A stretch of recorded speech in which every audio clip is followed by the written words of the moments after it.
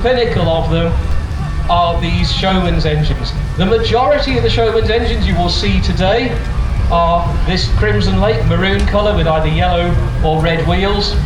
The purpose of the Showman's engine was to pull the rides from fair to fair, from town to town. The showman would use them to pull the rides in a broken down form on packing trucks, on carts, trailers behind the steam engine.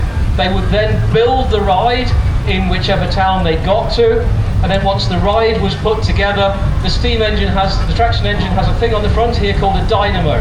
Now that dynamo is coupled to the flywheel of the engine with a big belt, and then the engine runs at speed. It's disengaged drive from the wheels, and electric power is made in that dynamo, which is then used to drive the fairground rides. It's also used to light them. Bear in mind, this is the late 19th century, early 20th century when these things are being produced. An electric light is something very new. People went to the fair to go and see the new technology, and you can see some of these engines, they have light bulbs around the inside of the canopies of their roofs, but the majority of the electricity was used to go and drive the fair. The big back wheels also didn't just give the engines power, they gave them speed. You're a showman, you want to get the best pitch on the fairground that you can get. So quite often there are stories of places like the Oxford fairs where they weren't allowed onto the street until 5 in the morning because of the laws of the town, laws of the city, and then they'd line up pretty much as that, but then they would tear hell for leather down St Giles in Oxford so they could get the best spot, get set up and start earning money from the rides as soon as possible. But they also wanted them to look good.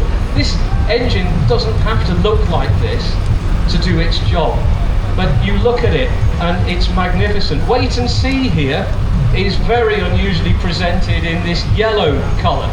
Now we said earlier that a lot of the Showman's engine, most of the Showman's engines are painted in the Crimson Lake, and they look magnificent. There's gold leaf on them, there's brass, there's copper, and they really stand out.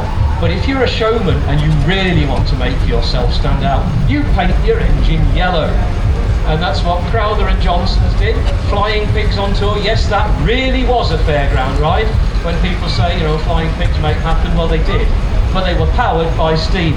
It's not a particularly practical colour, and I'm not entirely sure how the Thwaites family get on with cleaning it now. How many hours does it take? Too many. Weeks, there you go ladies and gentlemen, weeks to clean this engine.